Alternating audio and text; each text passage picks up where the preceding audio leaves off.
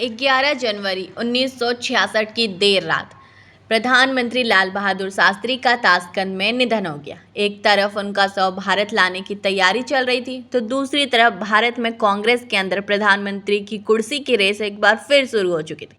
मोरारजी देसाई एक बार प्रधानमंत्री बनने से चूक गए थे, इसलिए वो इस बार मौका नहीं गंवाना चाहते थे।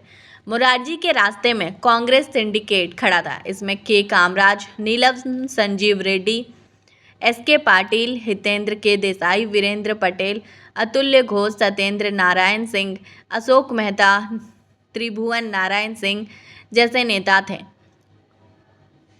वरिष्ठ पत्रकार और लेखक सागरिका घोष अपनी किताब Indira India's most powerful prime minister में लिखती है कि शास्त्री के निधन के बाद एक बार फिर सिंडिकेट एक्टिव हो गया था। सिंडिकेट कांग्रेस अध्यक्ष कामराज को प्रधानमंत्री की कुर्सी के लिए मानने में जुट गया था।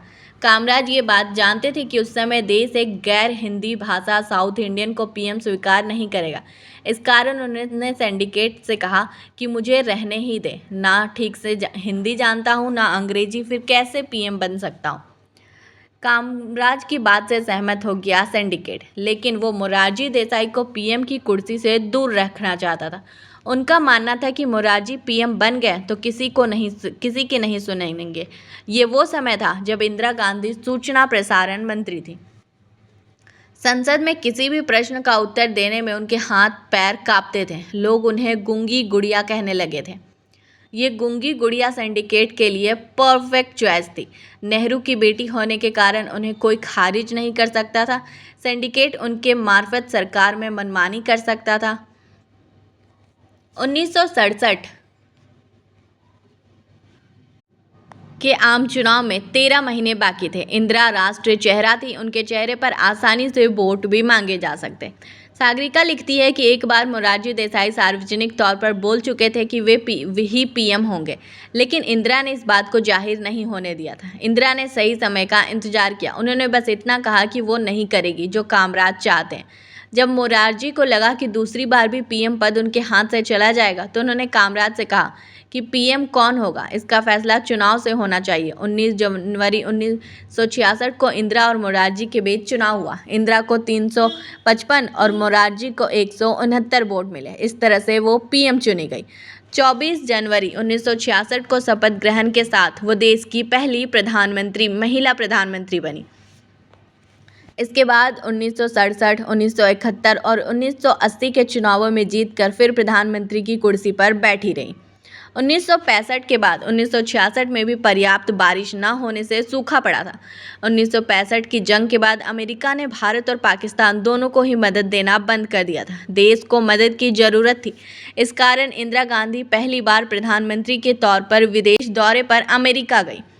तब अमेरिकन अखबारों ने लिखा कि new Indian leader comes bagging, मतलब भारत की नई नेता भीख मांगने चली आई है। पूर्व विदेश मंत्री नटवर सिंह अपनी biography one life is not enough is में लिखते हैं कि मिसेज गांधी अपने पहले विदेशी दौरे पर अमेरिका गई। मैं न्यूयॉर्क में डिप्टी सेक्रेटरी पद पर था। अचानक मेरा तबादला दिल्ली में पीएम सेक्रेटारिएट पर कर दिया गया। इसे आज का पीएमओ कह सकते हैं। सब मेरे तबादले से चौंक गए थे। वे बताते हैं कि इंदिरा गांधी पश्चिम में बड़ी हुई थी। उन्हें कपड़े सलीके से पहनना आता था।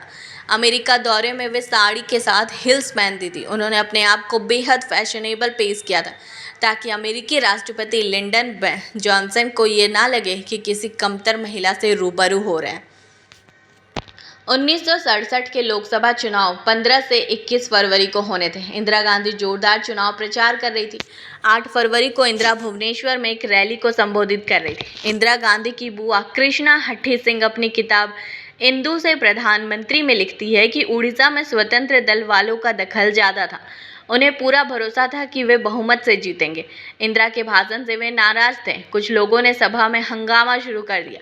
इंदिरा को बोलते हुए थोड़ी देर ही हुई थी कि इस भीड़ से पत्थरों की बरसात होने लगी। एक पत्थर इंदिरा की नाक पर लगा और खून बहना लगा। कृष्णा लिखती है कि वहां मौजूद सुरक्षा ऑफिसर और स्थानीय कांग्रेस के नेता इंदिरा को मंच के पीछे सुरक्षित स्थान पर ले जाना चाहते थे।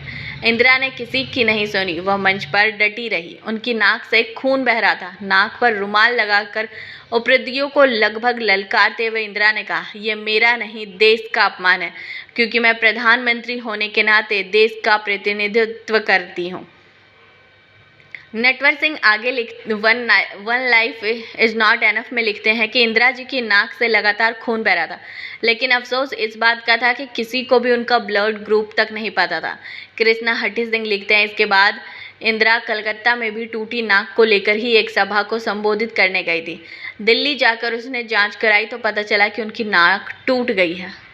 जब वो ऑपरेशन के बाद घर लौट आई तो मुंबई से फ़ोन करके हालचाल पूछा।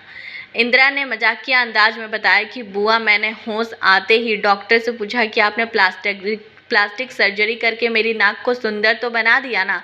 आपको तो पता ही होगा कि मेरी नाक कितनी लंबी है।